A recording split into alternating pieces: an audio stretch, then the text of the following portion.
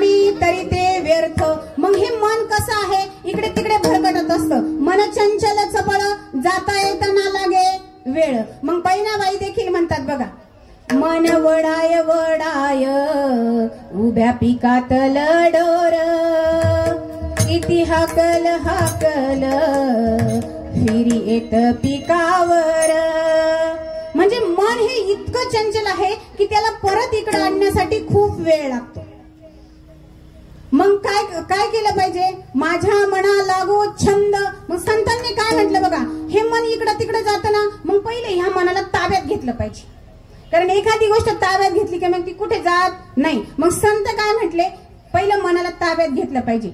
मग माझ्या मना लागो छंद, नित्य गोविंद गोविंद, मन तेथे धाव घेई, राई विठोबाचे पायी.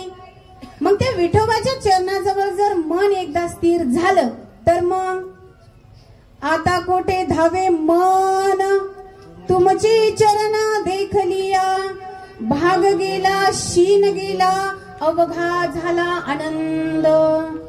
बघा आता त्या मनाला ताब्यात घेतलं की नाही. मग पुढची गोष्ट कोणती आहे, वाचा. बघा बरं का, मी तुम्हाला विचारणार आहे, पहिली गोष्ट मन, दुसरी गोष्ट वाचा. आता आपण मनाला ताब्यात घेतलं, दुसरी गोष्ट कोणती, वाचा. काही लोक आहे ना